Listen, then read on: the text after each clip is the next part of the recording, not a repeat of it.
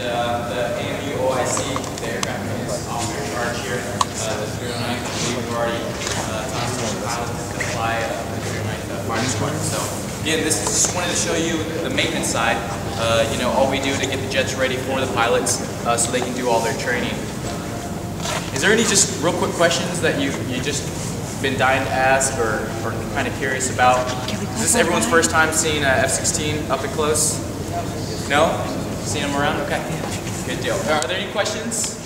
Yeah. Why are some people behind there? I wonder if that's Just depending on kind of the maintenance that we do, we'll try to bring them in, you know, the wind and all the elements. You know, you don't want all your tools, you know, flying around on the flight line. So, who's thinking about doing ROTC?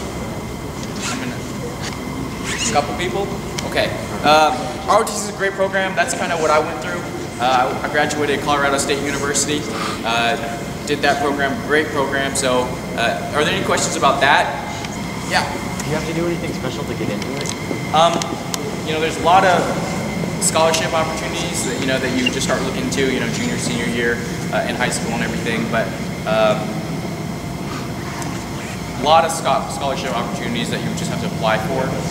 You can try to get in that way, or you can just go into any major university, sign up for ROTC and you're in. So pretty much just want to give you a basic overview of my job. There's about 250 guys and women in this aircraft maintenance unit, and again, we pretty much make sure that we are providing safe, reliable aircraft for the pilots to fly that mission. The great thing about aircraft maintenance officers, we're not really tied to a specific airframe.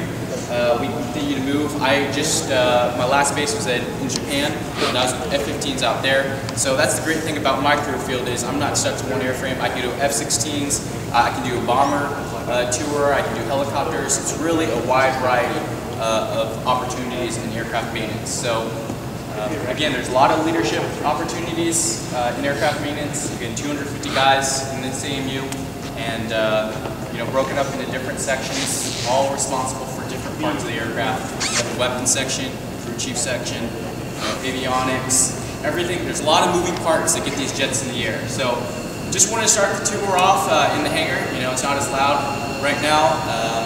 And again, this is where we just bring jets in if we have certain kind of maintenance that requires to be indoors, or if the maintenance is going to take a while. So no other questions. You all are free to take pictures. Goal would be to go out to the flight line real quick. Just see some of the jets out there. Okay, we'll walk this way.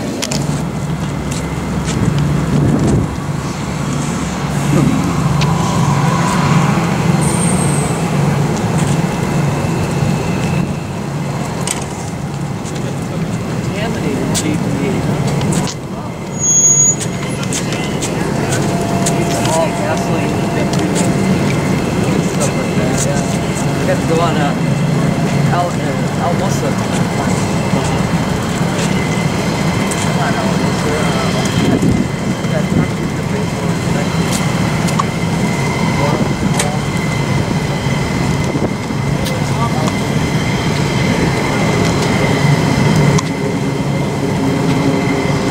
So I kind of have a little different story.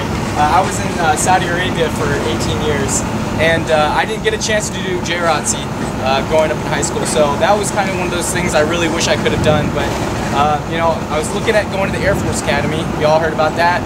One of the service academies. Very prestigious school to get into. Very competitive. But went the ROTC route. And again, I got one of those.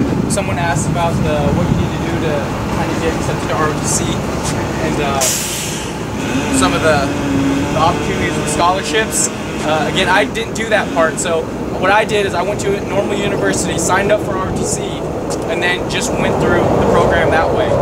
And